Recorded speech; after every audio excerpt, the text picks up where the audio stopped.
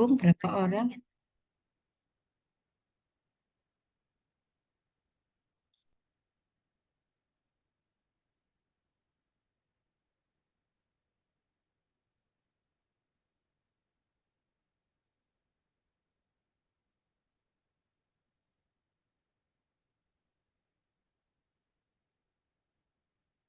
Ada Mbak Dini, Mbak Ratih,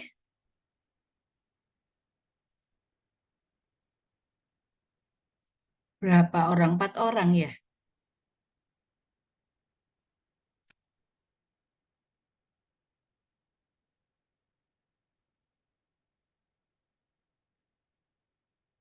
Mbak Dini tugas di mana?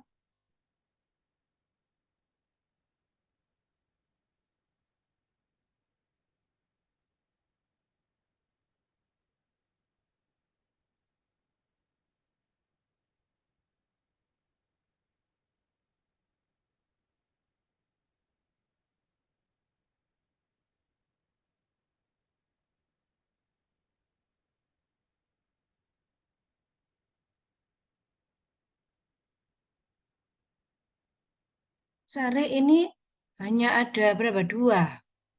Serta bisa dimulai 3.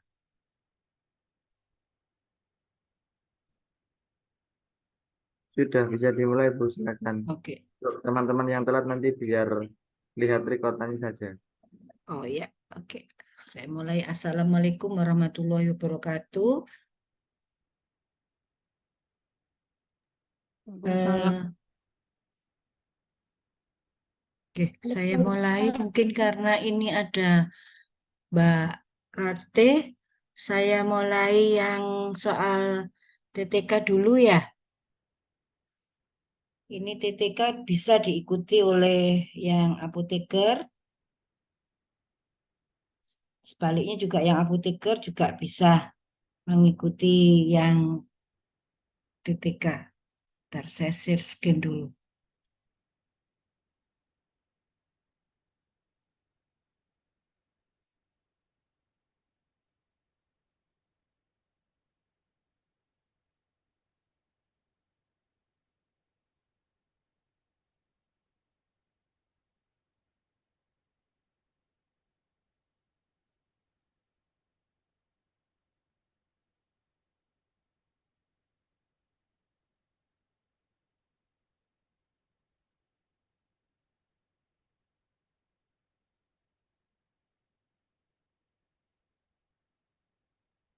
Oh, sebentar saya stop dulu saya.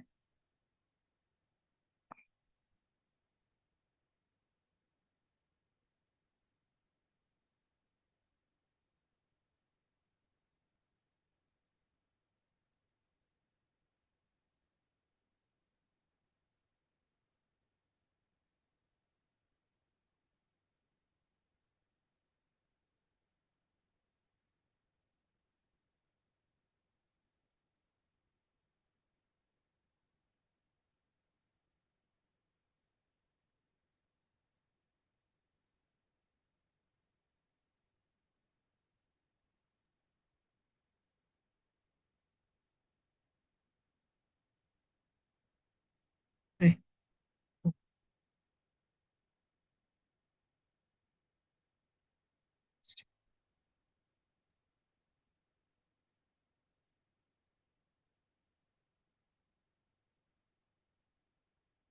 saya perkenalkan dulu saya. Assalamualaikum warahmatullahi wabarakatuh. Perkenalkan saya Apoteker Dewi Ramdhani, mencoba untuk bersharing dengan membahas soal-soal yang semoga insya Allah dapat membantu eh, teman-teman untuk ketika ujian nanti ya, sehingga ketika ujian dapat lebih cepat dalam menjawab yang benar. Tuh, oke, yang pertama saya sharing soal kompetensinya TTK ya, tetapi ini juga untuk apoteker juga bisa ikut membahas. Jadi ini saya share satu soal, nanti bisa kita bahas perkembangan atau ya perkembangan permasalahan dari soal ini. Jadi tidak hanya satu soal itu, tapi bisa berkembang menjadi soal yang lain. Saya coba begitu. Untuk peserta mungkin bisa menjawabnya kalau tidak bisa pakai voice atau pakai suara, bisa pakai chat, tidak apa-apa.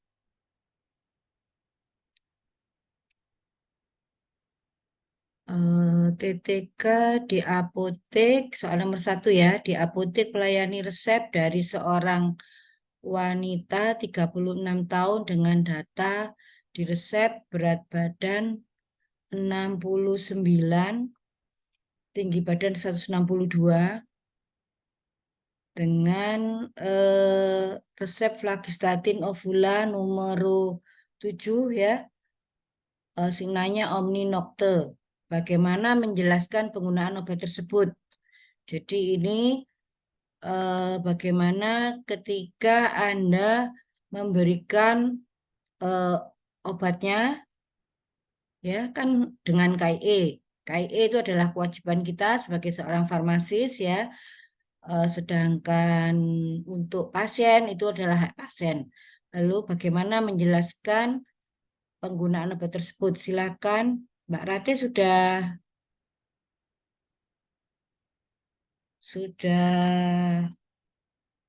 gabung atau yang lain Mbak Didi mungkin bisa menjawab.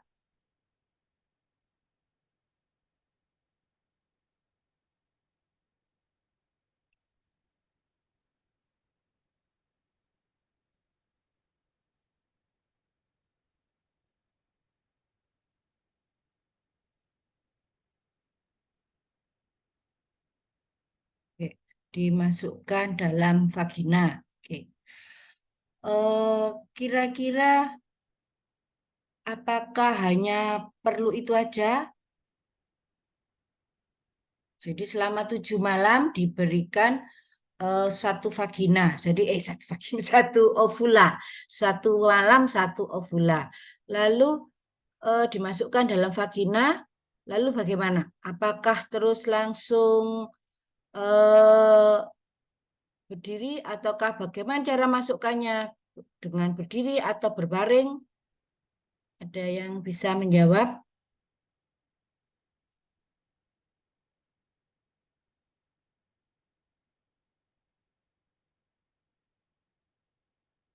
Ya, disimpannya di posisinya berbaring. Lalu setelah berbaring langsung berdiri atau langsung duduk atau bagaimana?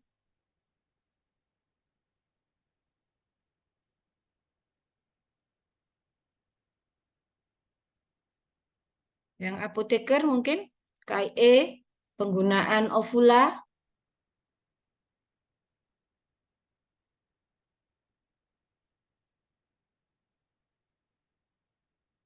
ya, usahakan tetap dalam posisi tidur setelah dimasukkan.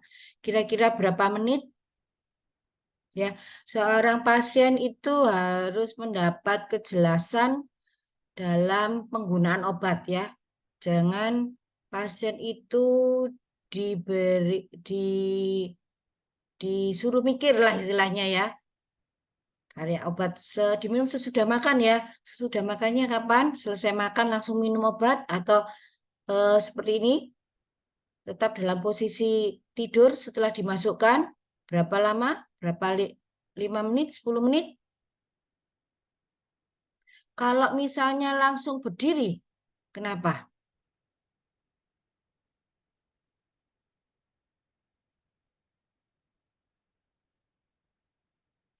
Ada yang bisa menjelaskan?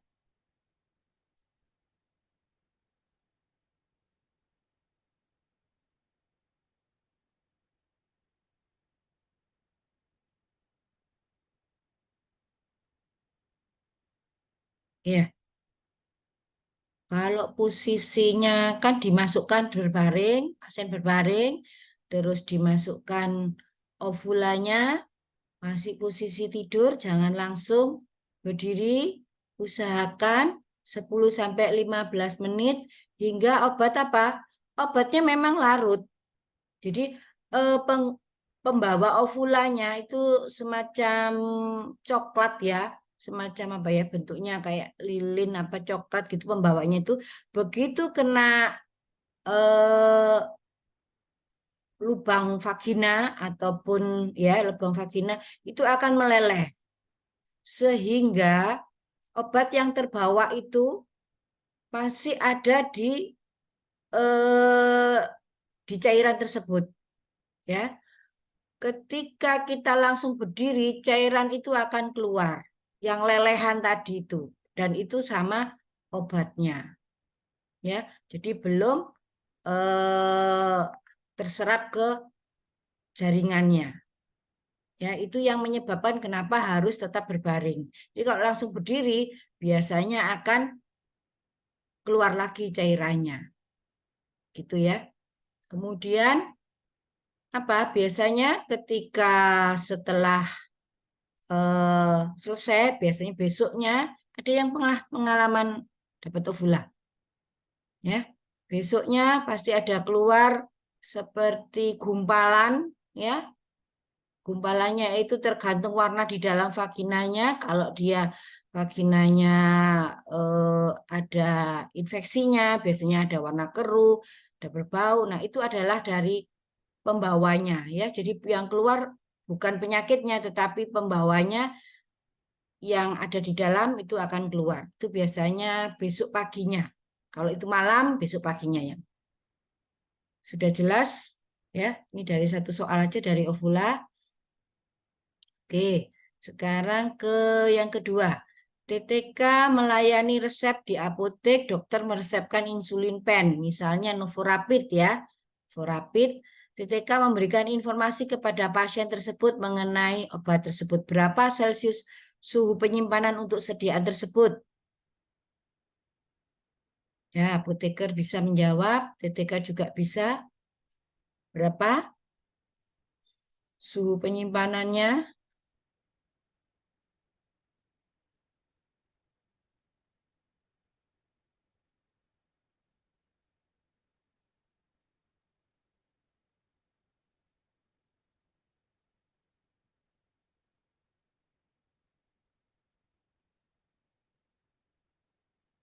Jadi ini nanti kalau ada pertanyaan begini adalah pertanyaan yang ambigu.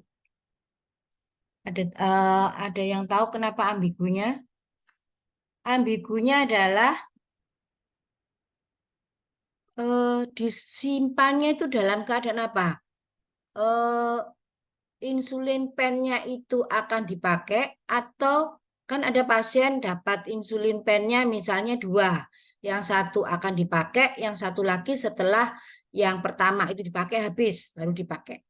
Nah, yang mau disimpan yang mana atau yang akan dipakai? Kalau yang akan dipakai dengan suhu berapa? Suhu ruang. Ya, yang akan dipakai. Suhu ruang itu berapa? Ada yang pertanyaan begitu di soal nanti jebakannya gitu. Suhu ruang. Suhu ruang itu berapa sih?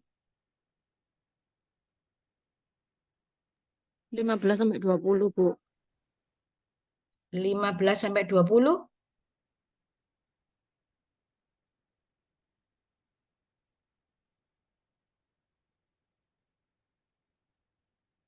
Ada yang buku kalau dari Kemenkes itu 20 sampai 30. 15 atau sampai mentoknya itu 30 kalau suhu ruang. Ya, dilihat aja ke ininya ya. Kalau 25 ya berarti ruang yang AC ya, ber-AC 15 sampai 25. Jadi mentoknya kadang 28 atau 30, ada yang begitu. Tapi harus terkendali ya, tadi terkendalinya. Suhu ruang. Kalau yang tidak dipakai, suhu apa? Berapa? Yang belum dipakai, disimpan di suhu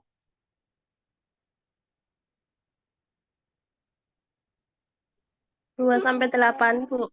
Iya, 2 sampai 8. Ya, yang belum dipakai. Kemudian ingat juga dengan insulin, saya ingat lagi dengan BUD. Berapa BUD-nya insulin?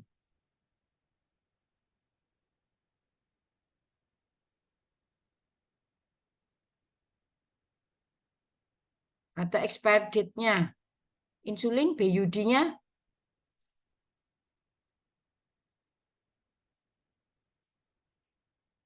supaya mengingat sekalian ini insulin yang sudah 28 hari, Bu. dibuka Setelah dibuka. 28 hari. Yang sudah dibuka 28 hari. Caranya bagaimana? Tahu itu 28 hari? Dengan Tidak lagi disimpan di suhu kulkas. ya, caranya bagaimana? Jadi di etiketnya ditulis tanggal dan jam pertama kali dipakai. Langsung dituliskan oleh si pasien. Jadi kita KIE pasiennya. Misalnya sekarang tanggal 11 dipakai nanti malam. Misalnya pakai lantus ya. Pakai lantus nanti malam. Ke nanti malam jam 7 malam. Jadi jam 7 tanggal 11 jam 7 malam.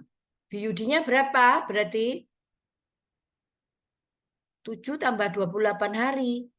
Sampai tanggal berarti 35 sampai tanggal 4 November jam 7 malam. Ya, itu BUD. Jadi nulisnya enggak 28 hari aja, harus sesuai tanggalnya. Sesuai tanggal pemakaiannya, gitu ya. Nanti ada soal yang seperti itu biasanya yang menjebak itu ya. 28 hari oke, supaya cepat harus menulis pertama adalah mulai kapan dibukanya. Oke, soal berikutnya nomor 3. Nah, ini ada resep kloravenikol salep nomor 1 SUEOD. Bagaimana cara mengerjakan resep tersebut? Ingat, harus diingat adalah alur permintaan resep. Ya, alur permintaan resep. Ini yang suka keluar ya. Apa yang dilakukan? Pertama kali mengerjakan resep apa yang pertama dilakukan? Melayani resep?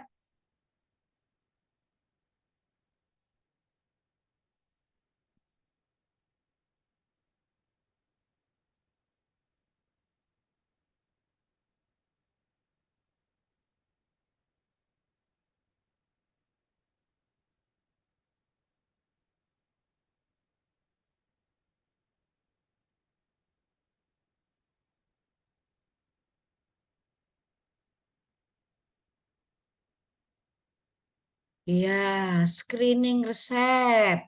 Ya, screening resep terdiri dari berapa? Berapa macam?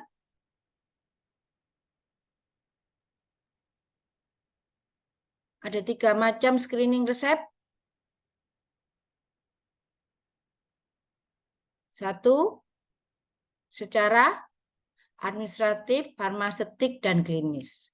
Secara administratif mungkin ini resepnya sudah ada dokternya, ada SK-nya, ada SIP-nya, segala macam. Terus secara farmaseutik, sesuai apa enggak resep ini?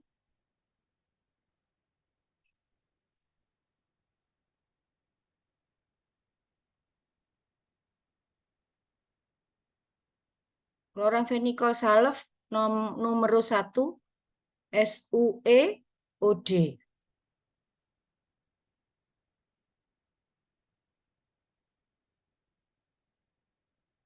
Ya, tidak dijelaskan salep apa. Kemudian SUE berarti kan tahu pakai ya, apa untuk pemakaian luar pakai. OD apa?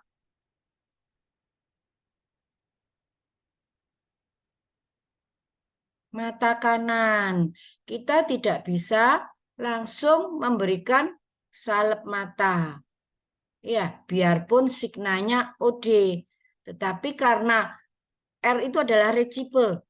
Recipe adalah ambilkan. Ya, dokter meminta kita mengambilkan kloramfenikol salep. Ya, kita ambilkan salep. Tapi ketika perintahnya adalah untuk mata kanan tidak sesuai. Jadi kita harus kembalikan atau menanyakan kepada dokter penulis resep tadi. Ya. Ini untuk apa? Untuk salep kulit atau salep mata sesuai dengan signanya, ya. Ingat yang apa namanya? Screening itu ya, dihafalkan dan dipahami.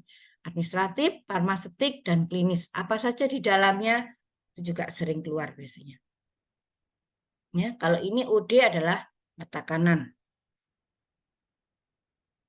Kemudian berikutnya, soal berikutnya, TTK di apotek mengerjakan resep dari seorang ibu, anaknya umur 7 tahun, berat badan 28 tahun. Adapun resep sebagai berikut. Nah, ini gampang ya, masing-masing Panadol seperempat tablet, Diphenhydramine setengah tablet, CTM seperempat tablet, MF Pulf DTD 15, numero 15 ya, signanya 3DD1 Pulf. Masing-masing berapa? Panadolnya berapa?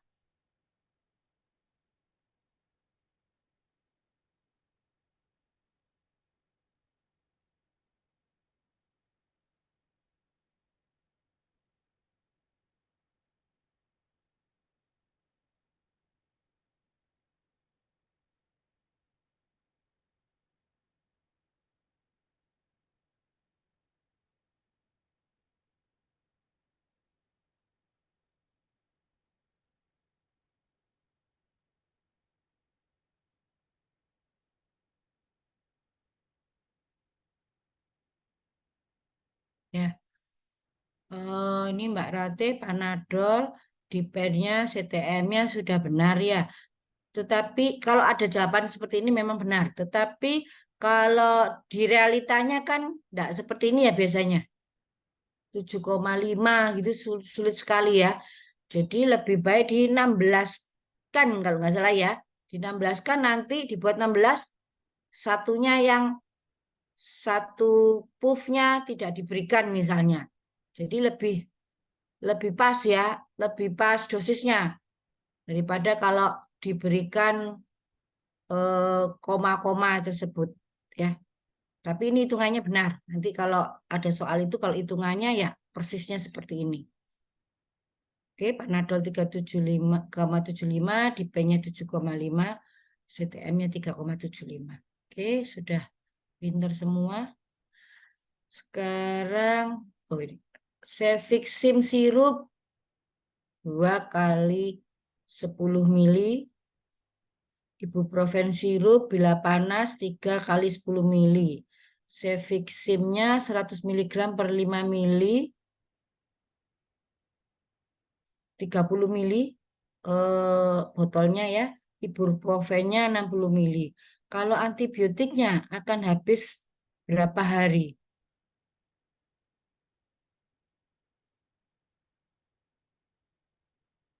Cefiximnya akan habis berapa hari? Dihitung satu botolnya aja. Satu botolnya berapa hari? Atau langsung 4?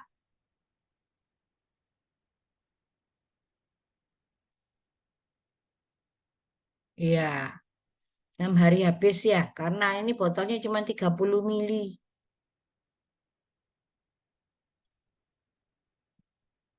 30 kali 4, 120 mili. 2 kali 10, pemakaiannya berarti 20. Ya, 120 dibagi 30, 6 hari habisnya. Ya, lebih dari 1 hari kalau empiris, penggunaan empiris. Lelaki menebus resep atau berikan aspirin 1 kali, obat diberikan 1 bulan untuk mencegah serangan stroke. TTK memberikan informasi kepada pasien tentang obat tersebut, aspirin. Apa yang akan dikonselingkan di KI-kan kepada pasien tentang obat aspirin atau aspilet ini ya, yang 80 ml itu ya. Aspilet atau mini aspi mungkin. Apa bedanya kalau diberikan aspilet? Apa bedanya juga apa yang akan diberikan kalau aspilet, kalau mini aspi? Sama-sama 80 ml. Informasi obat apa yang akan diberikan pada pasien?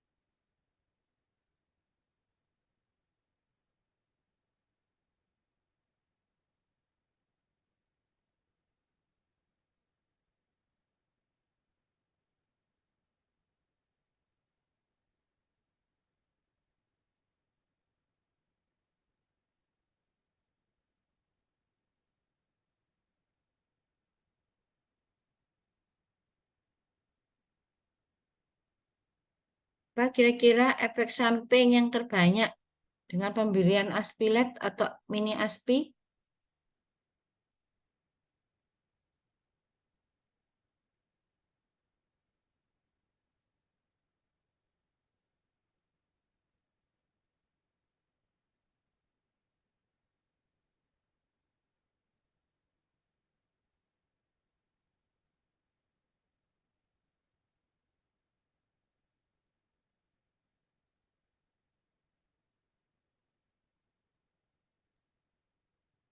Kira-kira untuk apa aspilet itu?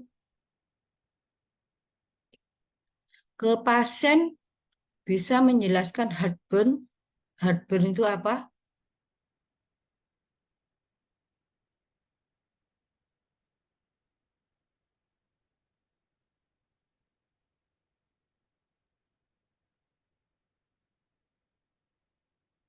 Pertama memang dijelaskan kepada pasien ya bahwa aspilet itu untuk pengencer darah ya, seperti Mbak Rate ini bilang aspilet untuk pengencer darah ya.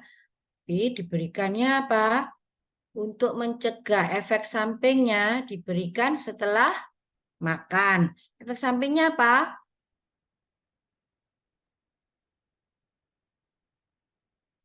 Rasa panas di dada. Yang sering terjadi apa?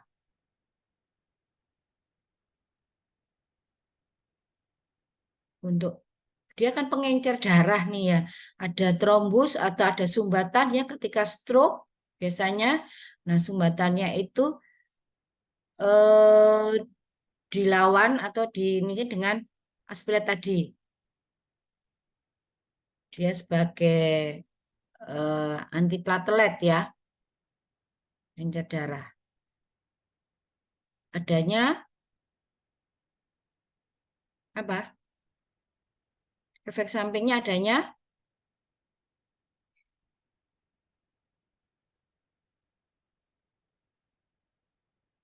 perdarahan ya, perdarahan di lambung atau kadang-kadang di perdarahan ya. Perdarahannya biasanya bisa BAB-nya berdarah atau apa ya. Itu informasinya. Sekarang bedanya aspilet sama mini aspi. Aspilet itu dia tanpa salut. Sedangkan mini aspi itu dengan salut. Ya, aspilet itu chewable. Biasanya kalau untuk anak-anak yang dipakai dia untuk sebagai antipiretik ya, di aspilet itu untuk anak-anak dulu rasanya dia manis, chewable, jadi bisa dikunyah. Sedangkan mini aspi atau tromboaspilet kalau nggak salah ya, saya lihat ada salutnya. Ya, salutnya itu adalah untuk mengurangi efek di lambung tadi. Ya, gunanya apa? Ketika kalau pasien itu di rumah sakit, pasiennya pakai NGT, dia tidak bisa menelan, harus pakai selang ya. Ya, yang digerus, yang mudah digerus adalah aspilet daripada yang mini ASPI ya. Jadi sama-sama sebagai pengencer darah, tetapi ketika pada keadaan khusus bisa dilihat dari ada selaputnya atau enggak, ada salutnya apa enggak ya. Kemudian yang informasi yang diberikan TTK, hati-hati ini untuk kepada pasien ya, adanya pendarahan misalnya di lambung atau nyeri di lambung ya, sehingga obatnya ini diminum sesudah makan. Itu yang itu. Jadi kalau sesudah makan itu mengurangi efek sampingnya. Tetapi untuk pendarahannya tetap itu dimonitoring, artinya tetap dilaporkan apabila ada pendarahan di lambung. Kemudian berikutnya, bahwa obat tersebut kalau harus ditebus 3 kali, ya kode apa yang ada di resep?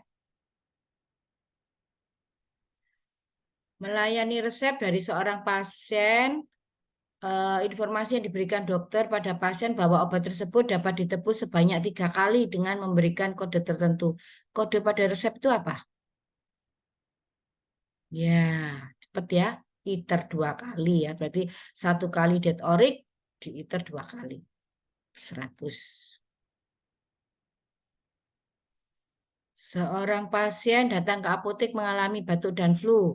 Meresepkan obat untuk pengencer dahak. Apakah obat yang fungsi tersebut? Ya, banyak nih. Salah satunya aja. Fungsi pengencer dahak. Ambroxol, ya. Apalagi satu lagi yang terkenal ketika COVID, asetilsistein. Ya, 100 berarti cepat benar ya. Oke. Berikutnya, pasien 3 tahun BB 20 kilo paracetamol mendapatkan resep paracetamol sirup 60 mili. Berapa hari habisnya? Ini satu ya, hanya 1 kali aja dikasihnya. 1 kali 1 sendok teh.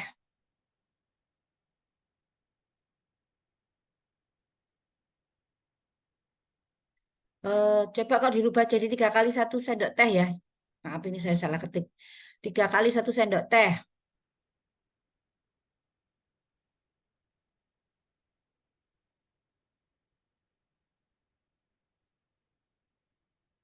3 kali 5, 1 sendok teh kan 5 mili. 3 kali 5, 15. Ya, 4 hari. Ya, hanya untuk 4 hari. Kalau panasnya sampai 5 hari baru harus ke dokter ya. Ada penyakit apa itu? Wanita 30 tahun datang ke apotek untuk membeli alat kesehatan nah ini tadi saya bilang. Memasukkan obat ke dalam saluran pencernaan. Apa nama alat kesehatan tersebut? Ini yang di klinik, di apotek rumah sakit. Tahu alat kesehatan yang gunanya untuk memasukkan obat ke dalam saluran pencernaan. Ada di pasien-pasien yang tidak bisa menelan, ya, maka diberikan langsung ya NGT atau stomach tube. Ya, ada stomach tube, ada NGT, terus memberikannya dengan apa? Diberikan dengan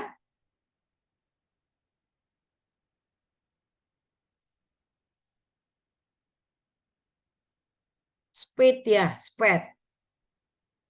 Ya, SPED sonde. SPED sonde itu yang biasanya yang 50 cc, ingat lubangnya itu yang besar ya, bukan lubangnya yang kecil. Ya, entah itu lubang tengah atau lubang pinggir, yang penting lubangnya itu besar karena itu untuk makanan, ya. Kemudian resep berikutnya gentamisin krim SBDD UE Lockdoll.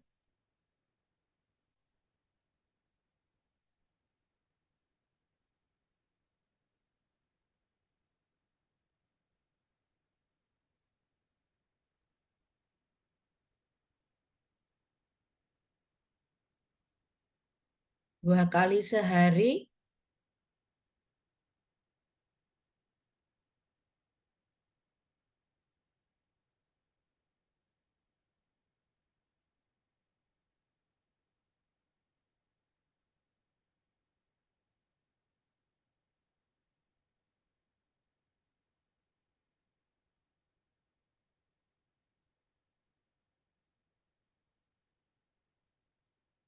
Dua kali sehari di tempat yang sakit, ya. Dioleskannya dua kali sehari di tempat yang sakit. Terima kasih, Mbak Ratih, sudah menguasai. Oke. Seorang TTK di apotek sedang melakukan pengecekan persediaan obat di rak obat. Hasil pengecekan ini diketahui ada obat yang habis dan dicatat di buku pembantu yang digunakan untuk eh,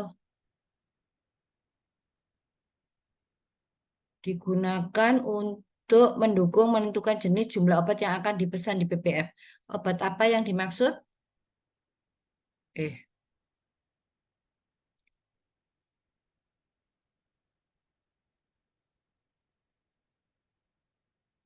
ya, semua benar. Buku Defekta. Ya, ini adalah administrasi. TTK di apotek sedang melayani resep. Nah, paracetamol 200 mili, 250 miligram, puff DTD 30. Kalau kekuatannya paracetamol kan 500. Berapa jumlah yang dibutuhkan? Ya, langsung. Apa ya? Separuhnya. Lanjut. Pasien dewasa membeli obat Captopril karena saat dicek tekanan darahnya 145/100 disarankan oleh yang punya riwayat hipertensi, ada temannya untuk minum obat Captopril tadi. Saat dilakukan asesmen, pasien sedang dalam kondisi hamil 15 minggu. Bagaimanakah informasi yang harus diberikan oleh TTK?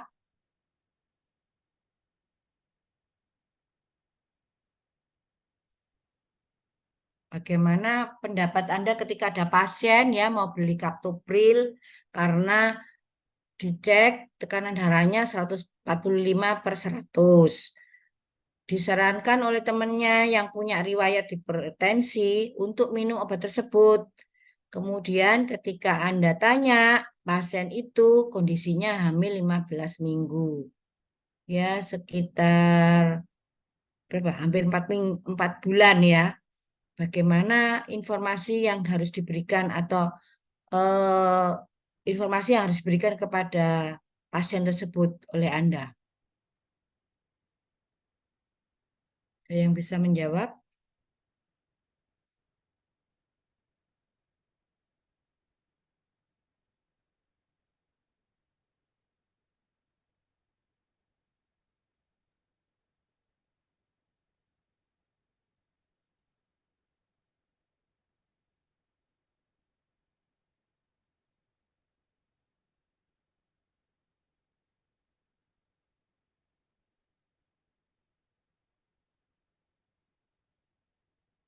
Efek samping obat batuk kering.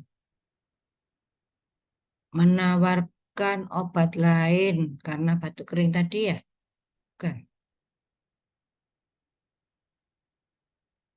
Ya, Captopril tidak boleh untuk ibu hamil karena kategorinya D.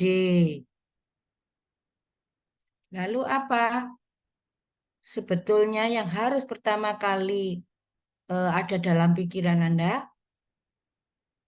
Kaptopril itu ini secara aturan ya, secara perundang-undangan. Kaptopril itu obat K, obat keras, obat yang harus dibeli dengan resep dokter. Ya, dia itu kan disarankan temannya ya untuk beli kaptopril.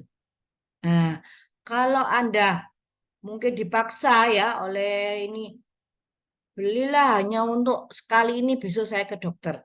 Tapi karena Anda tahu bahwa kaptopril itu untuk ibu hamil kategorinya D, tidak bisa digunakan untuk ibu hamil, Anda bisa langsung mengatakan bahwa kaptopril itu tidak bisa digunakan untuk ibu hamil. Ya, jadi itu yang harus diberikan, diinfokan. Sekarang saya membahas tidak perkara pasien ini, saya membahas tentang kaptoprilnya. Tadi kaptoprilnya ada efek sampingnya batuk, ya, karena dari sistem RAS itu ya, dia ada yang menyebabkan kaptopril itu malah eh, menyebabkan batuk. Kemudian bagaimana cara minum obat kaptopril ini? Itu juga sering ditanyakan nih. Minumnya sebelum sesudah makan?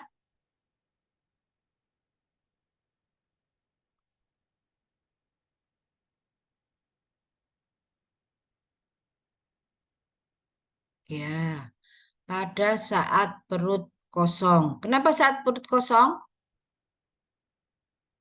Tentu saja karena adanya makanan itu mempengaruhi dari efektivitas dari kaptopril. Jadi ada makanan itu sampai berkurang 40% kaptopril itu. Sehingga kaptopril itu ada saat perut kosong. Kapan perut kosong? Perut kosong itu adalah 1 jam sebelum makan, 2 jam sesudah makan. Ya, jadi obat-obat yang dipengaruhi oleh makanan, jadi harus perut kosong nih ya, atau A-nya itu 1 jam sebelum makan atau 2 jam sesudah makan. Itu adalah teorinya. Tapi kadang-kadang kita kalau memberikannya, ingat ada sukralfat, ada itu kalau 1 jam kok kelamaan ya, 30 menit aja itu ya. Tapi secara pustakanya adalah saat perut kosong itu adalah 1 jam sama 2 jam sesudah makan. Oke, lanjut.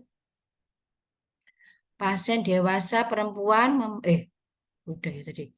Pasien membeli obat flu dalam bentuk kombinasi. Ada paracetamol, ada dextromethorphan, ada glyceryl guaiacolat, sekarang 2-guaifenesin ya, CTM dan pseudoephedrine. Indikasi antitusif yang mana ya? Ya, dextromethorphan. Antitusif itu apa?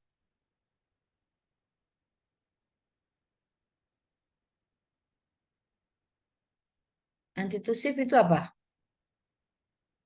Ya, kalau anunya batuk kering, menekan batuk. Ya, antitusif itu menekan batuk. Beda dengan ekspektoran.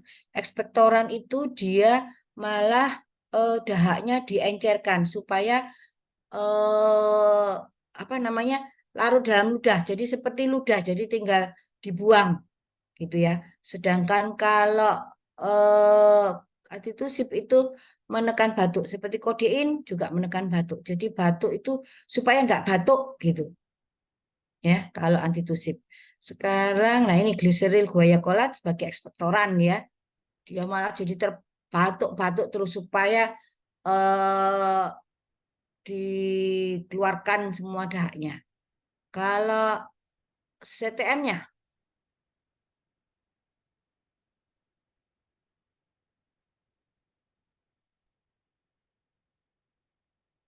antihistamin, pseudoephedrine.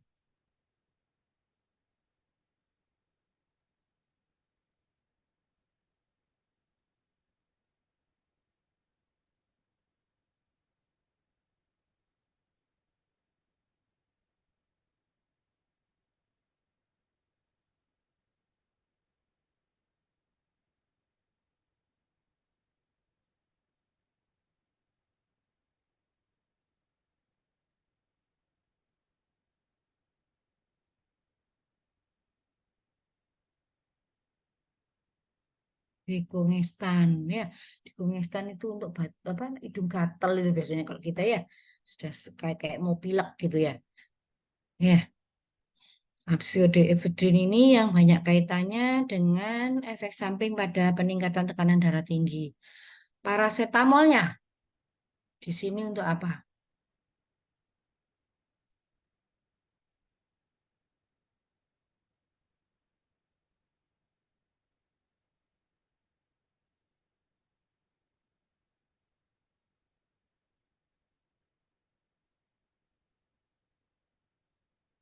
Ada macam-macam di sini gunaannya parasetamol ya.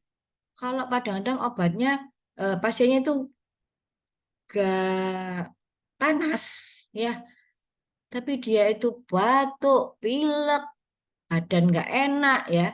Jadi parasetamol itu analgesik, antipiretik, antiinflamasi ya.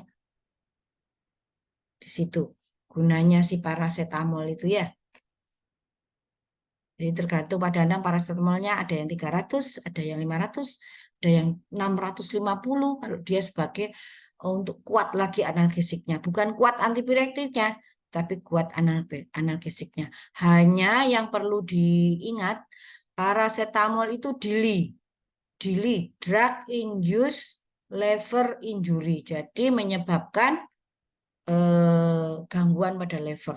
Jadi kalau untuk pasien yang SGOT, SGPT-nya sudah tinggi nih, terutama kalau sampai demam berdarah ya, demam berdarah dia juga menyerang livernya ya, kadang-kadang SGPT, SGOT-nya tinggi, diwantemi terus sama parasetamol, nah itu harus hati-hati ya, karena parasetamol juga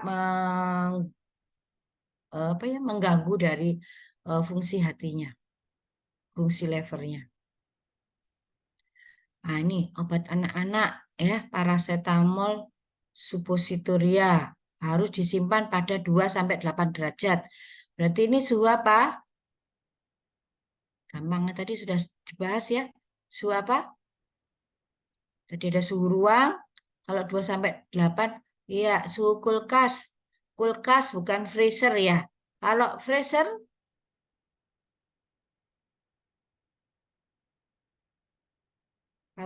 suhunya tentu saja di bawah 2. Ya. Mengecek resep yang berisi obat-obat TB.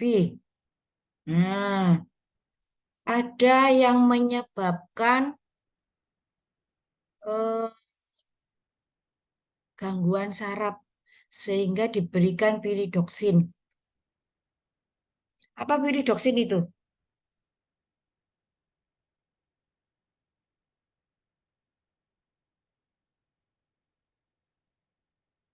Vitamin B6 ya.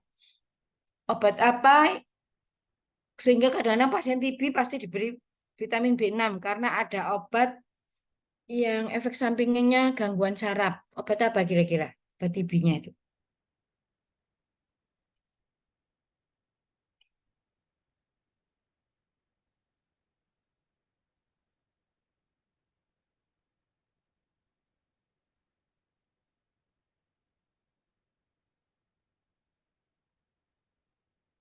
Ya, ya untuk INH. Jadi pasti ada tambahan dari vitamin B6-nya. Tapi kita nggak bisa memberikan, Bu, ini ada obat TB ya. Ini obat TB, itu salah satu obatnya adalah efek sampingnya gangguan saraf. Kita kasih, bagaimana kalau ditambahkan piridoksin ya Bu ya? Nggak boleh ya. Apoteker, apalagi DTK, nggak boleh memberi saran begitu. Itu adalah tetap ranahnya dokter. Ya, cuman kita tahu bahwa ada obat itu NH, dia mempengaruhi saraf sehingga terdapat efek samping gangguan saraf sehingga dokter memberi vitamin B6. Ya, supaya kita ketika KIE ke pasien apa aja obat kegunaannya. Jadi jangan ini Bu obat TB termasuk vitamin B6-nya. Vitamin B6-nya bukan obat TB, tetapi dia adalah terapi tambahannya untuk eh, mengurangi atau mencegah adanya efek samping gangguan sarafnya. Ya, nah ini obat tradisional. ah, Mengolah tanaman kunyit ini produksi ya. Kadang-kadang ada soalnya yang gak hanya melulu farmasi klinis atau pelayanan ya, ada yang dari produksi. Pembuatan Simplicia. Hmm, Simplicia tradisional ya, dirajang ya, istilah dirajang. Untuk apa gunanya dirajang tadi? Menurunkan kadar airnya, mempermudah proses pengeringan dan penggilingan, atau untuk mempermudah proses penyimpanan, mencegah terjadinya proses reaksi enzimatis, mencegah pertumbuhan jamur. Ya, B semua ya, mempermudah proses pengeringan dan penggilingan. Kalau menurunkan kadar air di oven, bisa dijemur ya. Oke, yang terakhir, soal, nah ini juga produksi ya, perkolasi. Nah, ini ada satu alat yang dipakai disebut perkolator, alat yang dipakai macerator, siplisianya terendam dalam cairan penyaring, zat-zatnya terlarut dan larutan menetes secara beraturan, zat-zatnya terlarut dan larutan menetes tidak beraturan, menetes sampai memenuhi syarat yang telah ditetapkan. Bagaimana proses perkolasi yang harus dipilih? Antara 1, 2, 3, 4, 5, 6. Prosesnya 1, 2, 3, 6, 1, 3, 4, 6, 1, 3, 5, 6, 2, 3, 4, 6, 2, 3, 5, 6.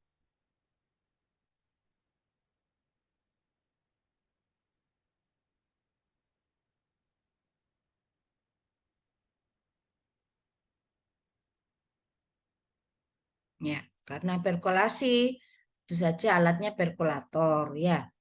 Jadi ini untuk mendapat ekstrak istilahnya ya. Disimplasinya direndam cairan penyaring, kemudian taruh perkolator tadi ya, zatnya jadi terlarut, menetesnya secara beraturan, menetes sampai memenuhi syarat yang telah ditetapkan. Oke, oke. Dah 100 ini semuanya tadi ya. Oke, saya beralih ke yang soalnya apoteker sama farmasi juga ya. DTK juga bisa melihatnya. Oke, saya stop dulu ya, saya ganti. Ada pertanyaan dari eh, soal ini?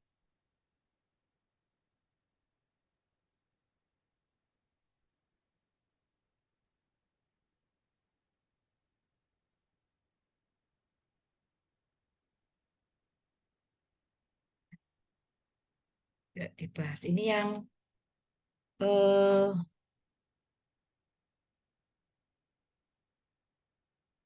kelihatan jelas, kurang jelas. Bu, mohon izin bertanya. Ya, Apakah eh, orang penderita TBC harus diberikan kurkumin, Bu? eh, kurkuminnya untuk apa kira-kira?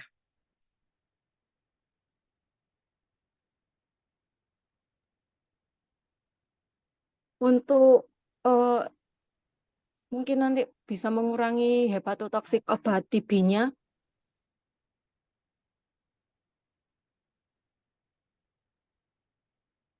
Jadi eh, dilihat dulu, dia apakah SGOT, SGPT-nya pasien itu sudah tinggi atau tidak? Ya, kalau dia belum mencapai itu, berarti dia bisa mencegah. Tapi kalau sudah SGPT, SGOT-nya tinggi, berarti untuk terapi. Jadi dilihat dari fungsi dari ini. Cuman kalau kurkumin itu kalau nggak salah ada sudah kurkuma atau kurkumin itu belum belum obat masih yang terstandar, belum fitofarmaka kalau nggak salah. Kalau di fitofarmaka sudah kurkuminnya itu sudah ada bahan kimianya itu sudah ada berapa mili gitu. Sudah menyebutkan bisa untuk diagnosisnya. Tapi kalau masih obat terstandar itu dia belum boleh menyatakan untuk mengobati. Ya, nanti juga kita bahas ya obat terstandar sama fitofarmaka. Ya, kalau nggak salah dulu itu ada obat itu Kurlif kalau nggak salah ya. Kurlif itu sudah jadi obat. Itu kurkumin kandungannya. Itu sudah ada istilahnya berapa milinya kurkuminnya itu yang zat aktifnya gitu. Gimana, Mbak? Baik, sudah Bu. Terima kasih. Iya. Jadi kalau untuk menerangkan ke pasien, terutama kalau dokter mengobati pasien TB yang sudah pakai apa Kombipack ya, sudah pakai yang satu tablet itu, nah itu biasanya di challenge akhirnya dihentikan, di satu-satu dicoba, dikurangi mana yang menyebabkan eh, liver injury-nya. Biasanya begitu. Kalau sudah SGOT, SGPT-nya tinggi, tidak dihentikan keseluruhan, tapi satu-satu di-challenge gitu. Karena ya obat TB ya itu gitu, nggak bisa ke yang lain. Hanya bagaimana supaya eh, efek sampingnya itu minimal. Nah itu dokter biasanya men-challenge, apa ya men-challenge itu, mencobain satu-satu gitu loh, obat-obat mana yang sangat mempengaruhi dari levernya. Oke, bisa beralih ke sini? Oke, ya. Nomor 1, ilmu farmakologi yang mempelajari tumbuhan. Apa? Ya, farmakognosi. Kalau antibiotik, kecuali yang mana? Nomor 2, yang bukan antibiotik, gampang. Alprazolam. Yang bukan termasuk obat batuk, aduh baru tadi. Gampang. 3. Ya, tadi 3 apa ini? Gampang. Ya, nomor 4. Obat untuk herpes. Herpes itu penyakit disebabkan oleh, iya, asiklovir disebabkan oleh virus. Berarti obatnya antivirus, bukan mebendazole yang anti jamur ya. Ini obat turun panas yang paling aman untuk ibu hamil. 5. Ya, paracetamol. Sudah langsung dihafalkan ya, paracetamol. Jadi ada obat apa-apa, paracetamol gitu ya. Jangan menghafalkan yang tidak aman. Ya, menghafalkan yang aman. Penggunaan obat suposito. Apa? Ayo. Ya, cabang ilmu farmasi yang mempelajari efek obat pada manusia.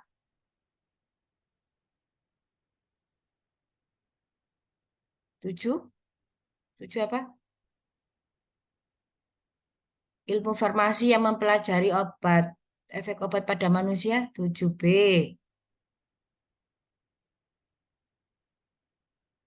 Aspek farmakologis yang mencakup nasib obat dalam tubuh, yaitu absorpsi, distribusi, metabolisme, dan ekskresinya.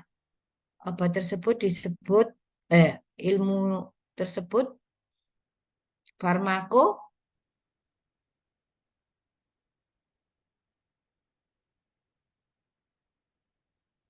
ya, farmakokinetiknya. Penggunaan di bawah lidah dinamakan 9 sublingual ya. Apa obat yang biasanya di bawah lidah?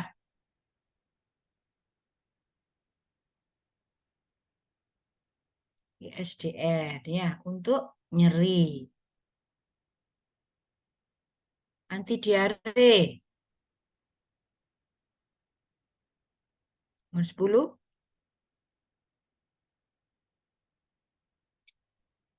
Atal bukit. 11. Ah, ini tadi ya.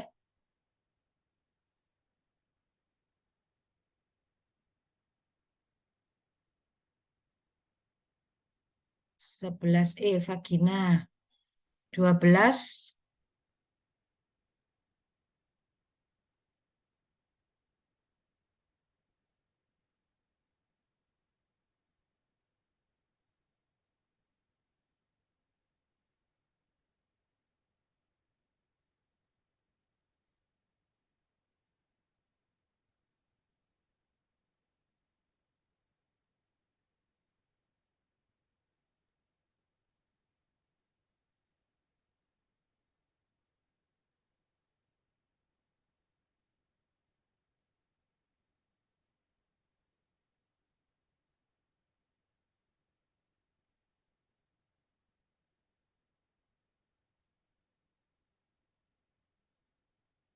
12. Ayo kita satu-satu. Obat paten itu obat apa?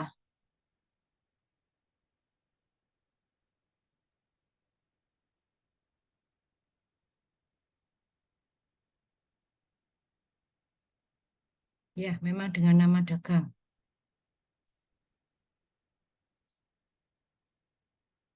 Obat paten itu obat yang dipegang oleh si pabriknya. Yang matenkan itu pabriknya A gitu ya. Contohnya ini. Dulu itu apa namanya? Atorvastatin itu Lipitor. Ya, Lipitor itu adalah patennya punyanya Pfizer. Ya, obat Lipitor itu. Tidak ada yang boleh pakai atorvastatin karena atorvastatin sudah diambil, sudah dipatenkan, penemunya itu adalah Pfizer. Ketika itu semua atorvastatin ya Lipitor, ya punyanya Pfizer. Obat paten itu berlaku 20 sampai 40 tahun. Makanya mahal dia karena riset segala macamnya itu untuk jangka 20 sampai 40 tahun. Oh, pabrik lain tidak boleh ada. Begitu 40 tahun selesai, dilepaslah oleh Pfizer tadi. Tidak jadi dipatenkan lagi. Baru ada nama generiknya. Ya, ya, tetapkan dalam Farmako Indonesia itu tadi. Ya, jadi yang 12 itu adalah C, obat generik. Ya, obat paten tadi itu ya. Kemudian ada lagi obat yang generik tapi paten. Ada. Bukan paten. Obat generik dengan nama dagang. Jadi obat paten dan obat nama dagang beda. Obat generik dengan nama dagang. Sekarang ada kan eh, generik dibagi dua. Generik berlogo dan generik dengan nama dagang. Ini ada gini. Eh, apa ya? Yang kandungannya atorvastatin. Ada apa ya? Ada. Atau yang kandungannya simvastatin. Terus tak Nah, mereka. itu kan generik tapi pakai nama dagangnya si Sunbeam misalnya. Apa ya? Jurusan apa? Apa itu. Itu obat generik yang nama dagang. Tapi kalau obat paten itu yang sekarang saya kebetulan baca dan itu adalah obat untuk ini loh. Laki-laki itu apa? Sildenafil itu nah patennya itu apa? Ini Pfizer juga. Yang untuk laki-laki itu loh. Sildenafil itu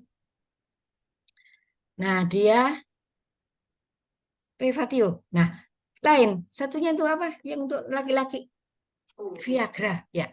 Viagra sama Revatio sama-sama punyanya Pfizer. Dia Viagra itu dia mengkhususkan untuk laki-laki. Ya, untuk potensi. Padahal isinya sama. Sildenafil. Ya. Kemudian si Pfizer tuh karena nggak mau atau takut kehilangan pangsa pasarnya Viagra ya, dia bikin Rifatio yang kegunaannya adalah untuk hipertensi pulmonari. Pakainya Rifatio. Padahal lo isinya sama dengan Viagra. Ya, sama-sama sildenafil. Tapi dia tidak mau kehilangan nih pangsa pasarnya Viagra. Viagra diganti jadi Revatio gitu. Sama yang pemakai sildenafil Revatio. Saya itu nggak ejakulasi dini lah misalnya gitu ya. Saya lo masih gagah, masih bisa. Hanya saya ini Revatio itu untuk hipertensi pulmonari. Jadi untuk efek apa ya psikologis. Nah ini. Tapi ini dua-duanya adalah obat paten, bukan obat dengan nama dagang. Ya, kalau obat dengan nama dagang itu yang generik tapi pakai nama dagang. Dia bukan yang berlogo logo generik ya. Itu bedanya. Generik paten gitu. Kalau paten itu berarti dia zat itu, obat itu hanya boleh diproduksi, dijual oleh pabrik tersebut, nggak boleh pabrik lain sampai 20 atau sampai 40 tahun. Oke. Kemudian ada fitofarmaka, saya tadi ya dari obat tradisional tadi. Sedangkan obat esensial itu adalah obat yang hanya boleh beredar di Indonesia. Itu ada DON ya, daftar obat esensial. Dari DON itu bisa turun menjadi ke Fornas, Formularium Nasional. Oke, sudah jelas ya, paten generik. Jadi ceritanya kalau dengan contoh lebih jelas ya. Kalau mungkin dengan definisi agak susah hafalkan, contohnya seperti itu. Jadi kalau paten itu obatnya sudah dipatenkan punya pabriknya. Jadi nggak mungkin ada Viagra, keluar Viagra punyanya Sanbe. Enggak. Viagra itu sudah punya Pfizer. Nah, yang repot Pfizer ini dia juga pengen mengeluarkan sildenafil untuk hipertensi pulmonari supaya nggak ada efek psikologis, diganti namanya jadi Revatio. Ada merek lain Revatio. Dua-duanya sama-sama dari Pfizer, sama-sama obat paten. Oke.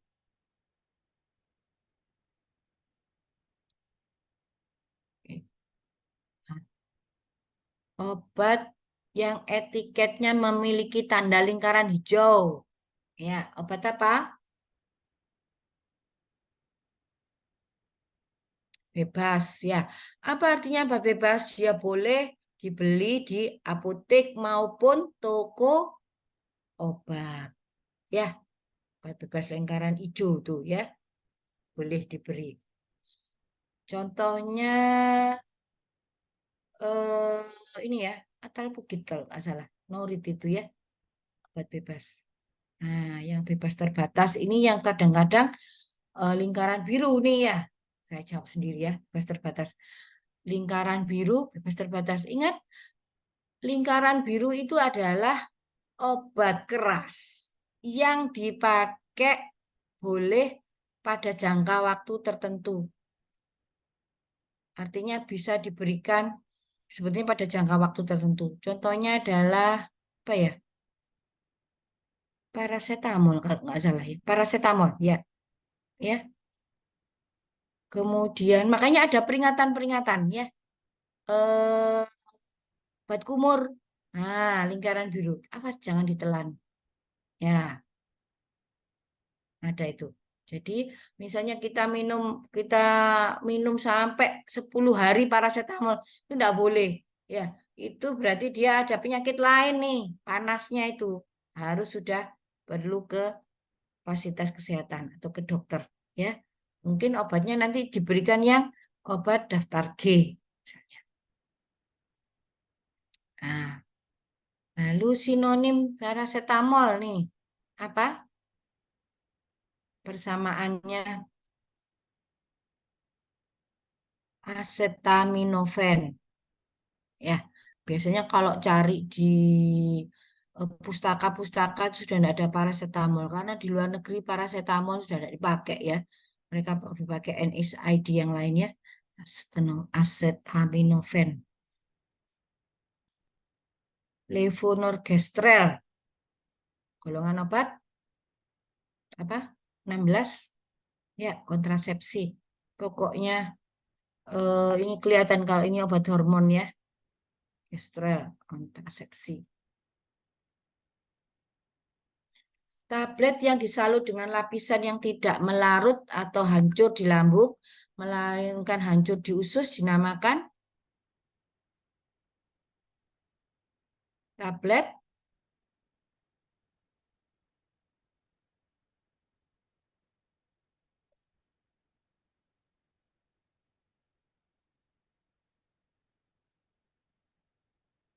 ya, salut enterik.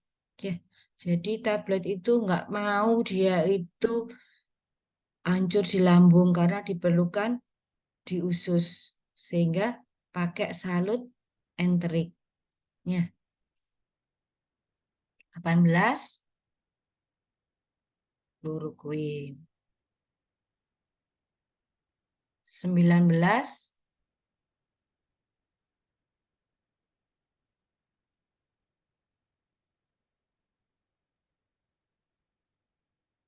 Utropika. Yang mana? Alprazolam. Kalsium laktat 20. Kalau 21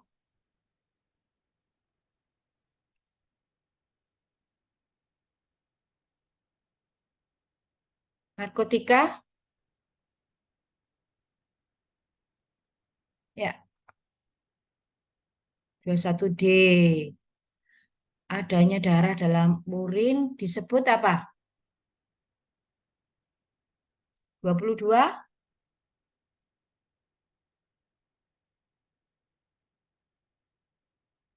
adanya darah dalam urin. Iya, hema darah, urin, urea ya, dipas-paskan kalau sampai bingung ya. Hemanya darah, ureanya urin. Vitamin C, asam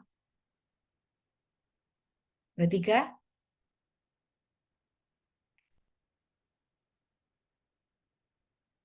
asam askorbat. Kelebihan kalsium dalam darah disebut 24.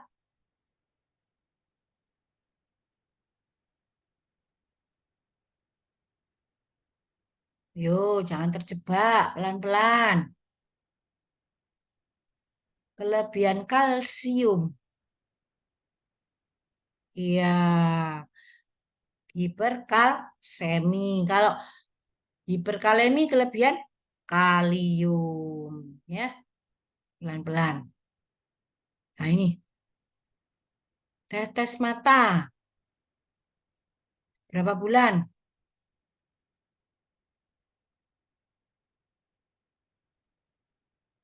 Ya, 1 bulan aja.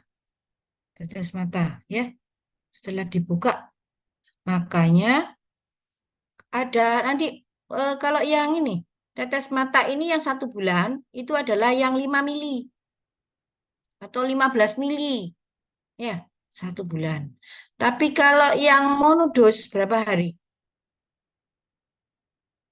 Monodos kecil-kecil ya,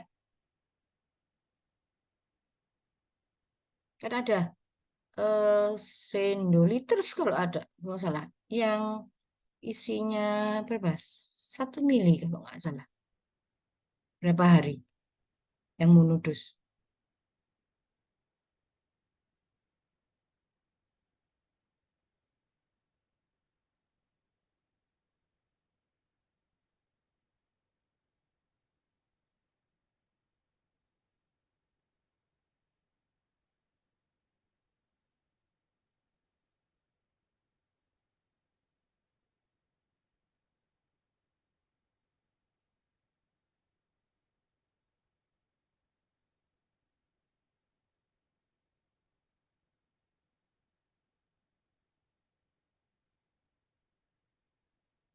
hanya 3 hari. Ya, yang monodus hanya 3 hari. Ya, jadi kalau bisa beli yang monodus saja biar cepat itunya. Nah, obat cacing yang mana?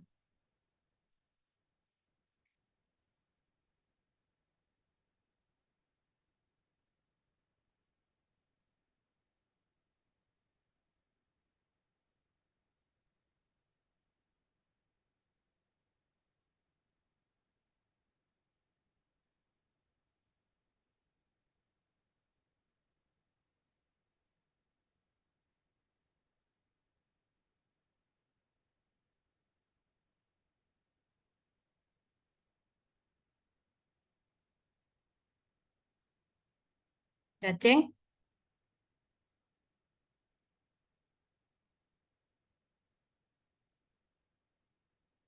metronidazol antibiotik ya, antibiotik anaerob.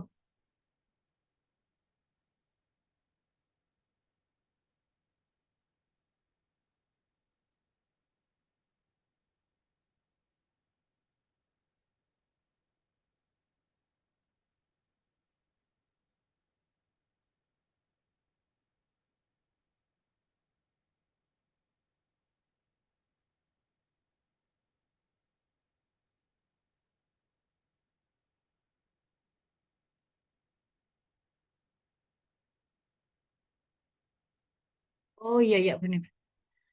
Metronidazol ya yang bukan ya. Oke. Albendazol, mebendazol, piperacin, kombantin semua obat cacing. Yang bukan metronidazol apa antibiotik anaerob. Oke. 27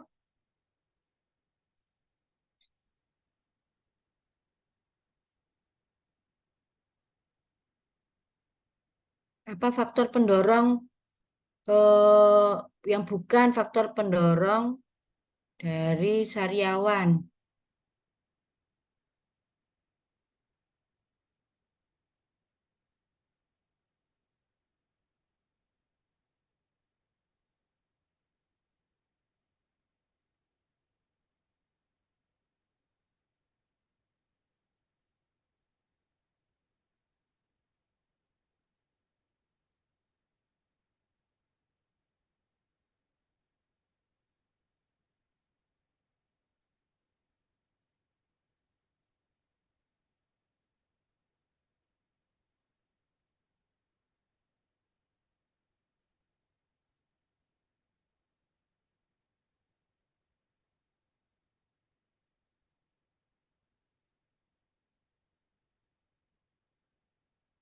Penyakit endometriosis.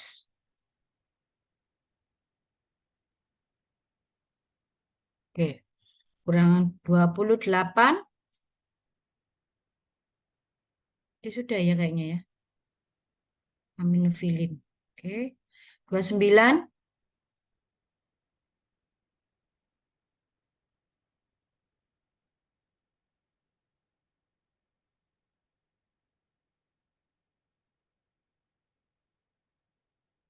Bakteri atau kuman yang biasa menginfeksi lambung dan menyebabkan gastritis atau tukak lambung adalah ya Helicobacter pylori ya. Khusus ini namanya ya.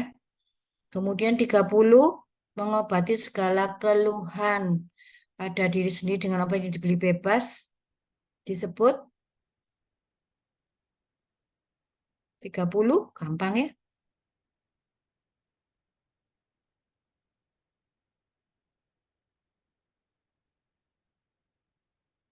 30B. Oke. 31 pengukuran suhu tubuh dengan termometer bisa dilakukan beberapa area tubuh. Bagian tubuh manakah yang menghasilkan nilai suhu paling akurat?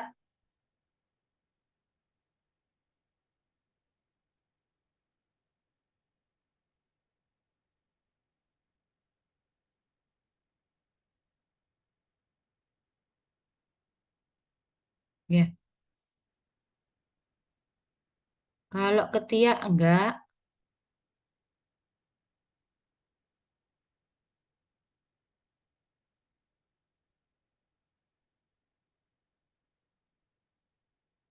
Ya, di dubur. Oke. Kolesterol 32, istilah kolesterol jahat, kolesterol baik yang mendapatkan kolesterol jahat predikat LDL low. Jadi LDL itu kan low. Oleh karena itu hasilnya harus rendah. Kalau HDL kolesterol baik hasilnya harus tinggi. Ya, kalau GPL nggak pakai lama ya. 33 senyawa yang dapat menyebabkan ekskresi urin lebih banyak. 33, ayo. Iya, B. Ya, diuretik contohnya furosemid ya. Di bawah ini hormon yang mempunyai efek mempertinggi kolesterol HDL.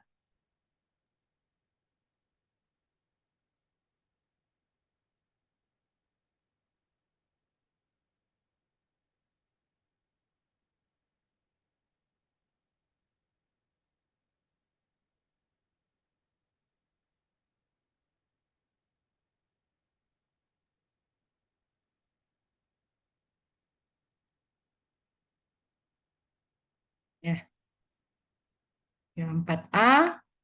Nanti ada saya kasih jawabannya itunya. Yang penting di sini diskusinya ya. 3B, 3B, 35 sindrom.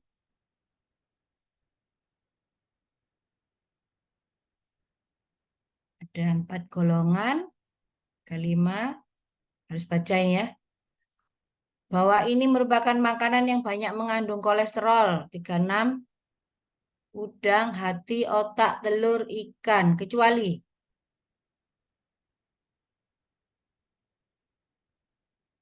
36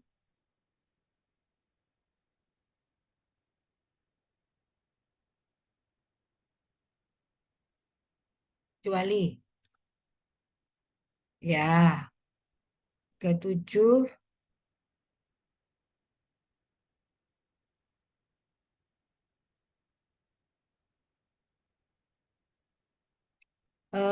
ini biasanya memang untuk ilmu pengetahuan ya.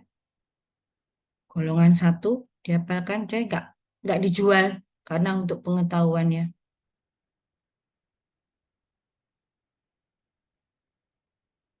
Nah ini kalau tadi dah kuncinya ya tidak dijual golongan 1 ini. Berarti 38 C ya. Jadi harus kalau misalnya nggak hafal apa ya golongan 1 tadi nggak dijual nih hanya untuk penelitian. Nah ini ada 38 Oma, Moma, Meskalin, Psilosibina. Nah kenal nih. Yang kenal cuma dia spam. Berarti 38 C. 39 ya untuk mual muntah emetik ya. SH 40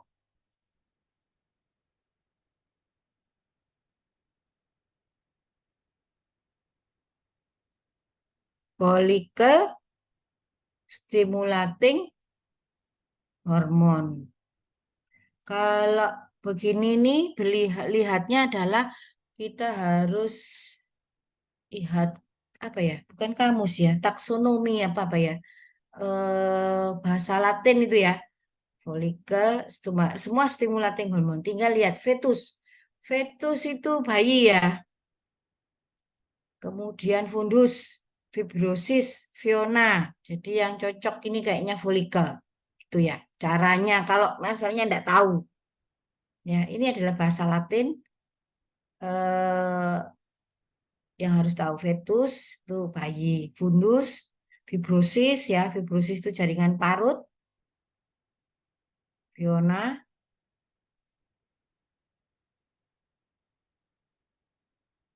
narkotika. Nah, ini juga hafalan ya. Dihafalkan undang-undangnya. di 5 golongan, 41, 4 golongan ya. Narkotika tadi ya. Oke, psikotrika 5. Oke. Lambang farmasi. Nah, ada yang keluar nih lambang farmasi. Ingat apa?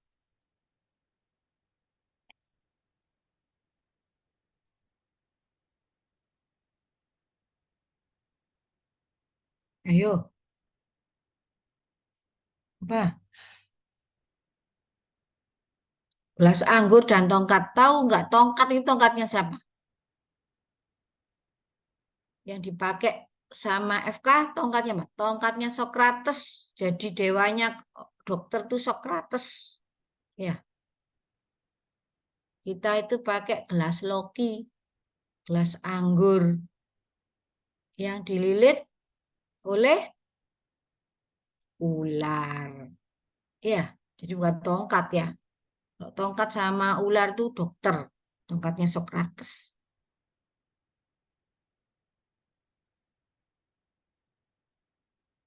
IHD. Ya, ini yang di rumah sakit yang tahu biasanya ya. Ya, ischemic heart disease. Kerusakan pada penyakit jantung.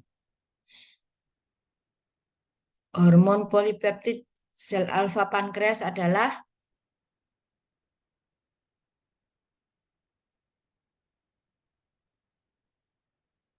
kalau sudah polipeptid itu adalah peptida. Berarti itu adalah berupa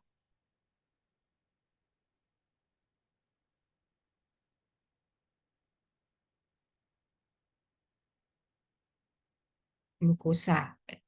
Kalau glukogenesis itu adalah produksi, bukan hormon.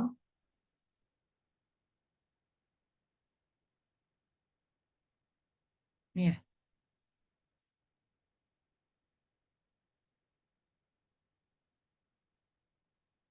45 sindrom yang ditandai dengan hiperbiliurubemia dan penumpukan pigmen empedu di kulit apa mengakibatkan warna kuning dinamakan ya kuning jaundice.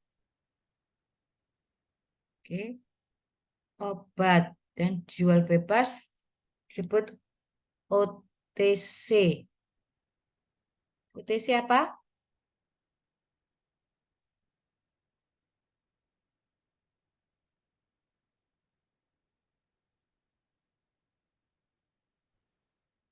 Bentar, Bu. Hah?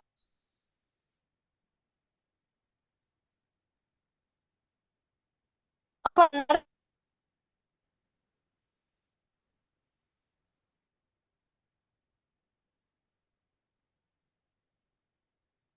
OTC 46 over the counter. Ya, yang dijual di counter etalase. Ya, OTC. 47 obat sudah dipisahkan secara kelas terapi disimpan di rak berdasarkan apa?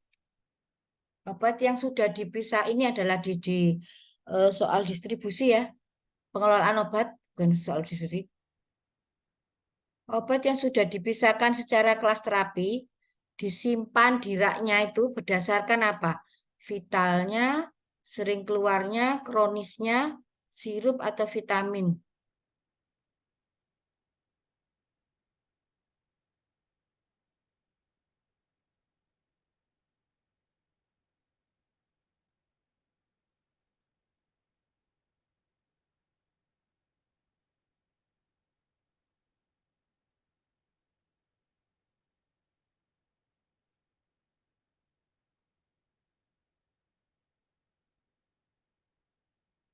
Ya, apa? Apa B?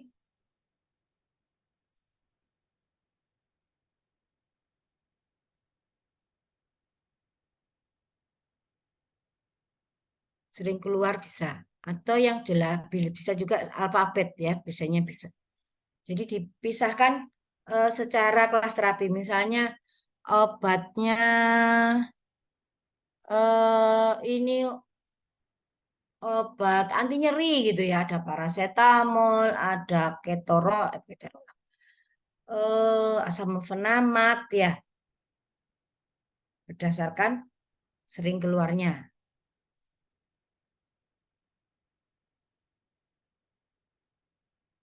Jadi yang sering keluar disimpan di paling depan. Obat apa yang tidak boleh dimusnahkan di insinerator?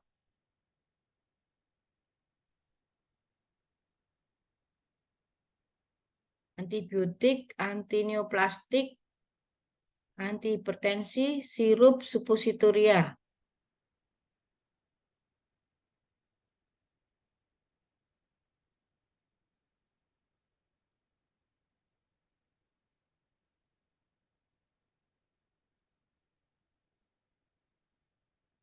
Ya, tersendiri ya, anti obat kemo sendiri. Tempat sampahnya warna apa? Ungu. Iya, ungu. Ya, kemudian untuk sirup seharusnya dibuka, terus kalau yang personal ya, yang pribadi, bukan di skala yang besar, jadi dibuka, kemudian buang, baru eh, botolnya bisa dibuang ke tempat sampah.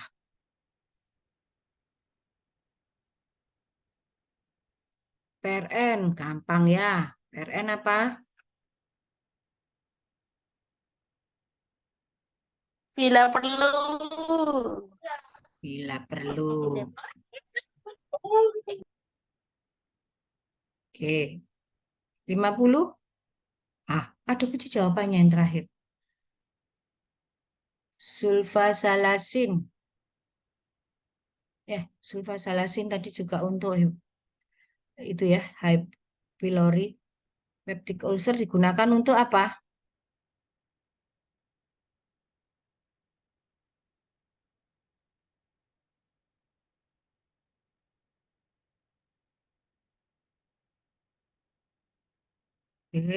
Buka aja ini. No. Mana 50? Iya, untuk meredakan gejala radangnya. Ini ya kunci jawabannya sudah ada. Nanti Anda bisa dapat kalau ini dari sini ya, dari adminnya. Oke. Ada ditanyakan? Kalau soal-soal tadi sudah ada kuncinya ya. Mungkin ada yang didiskusikan untuk bisa bahan eh, pertemuan berikutnya.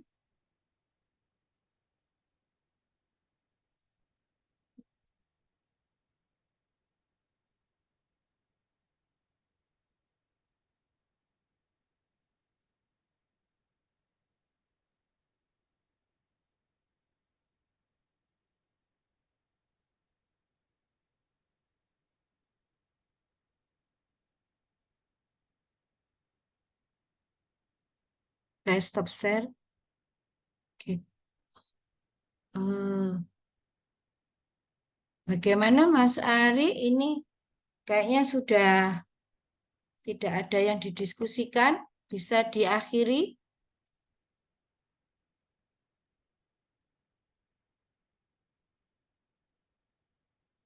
Yang tidak ikut berapa orang ya? Kayaknya 2 orang, 3 orang.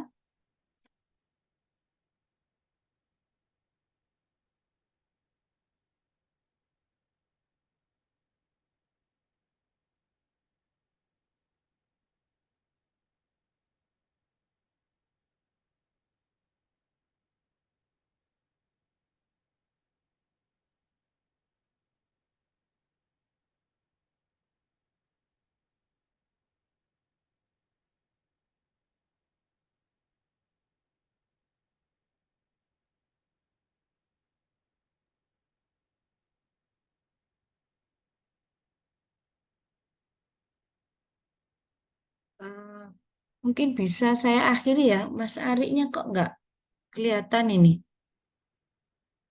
Iya, Mas Arik. Bu, tinggal 2 TTK-nya. Oh, oh dua. Siapa aja TTK-nya? Oke. Mbak Rate Ini sama? Mbak Ratih sama Farida, Bu. Oh, sama Farida. Mbak Farida. Oke. Iya, Oke. Saya akhiri ya. Ini iya, Mbak Bu. Mas Eriknya. Nanti saya share semua soalnya tadi. Mungkin tadi tentang pembahasannya saya bisa jawabnya secara tadi ya, secara apa? eh Kayak kunci jawaban. Untuk pembahasannya memang ke bukan kerugiannya ya.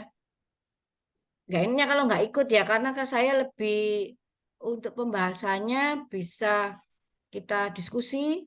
Nanti dari diskusi itu kelihatan kira-kira apalagi yang perlu dibahas. Kayak tadi ya satu obat kaptopril ya, itu kita bisa bahas dari segi ibu hamilnya, kemudian dari segi penggunaannya ya, kemudian dari segi efek sampingnya.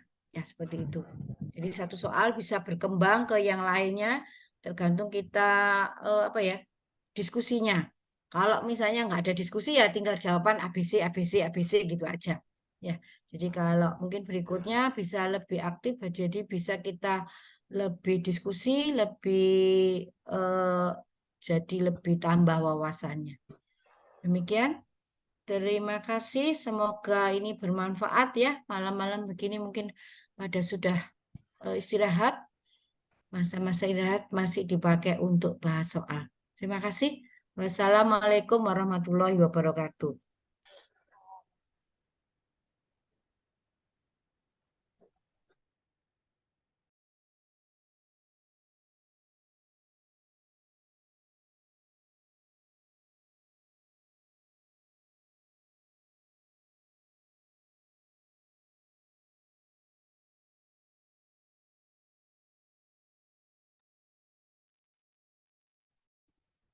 Terima kasih, Bu.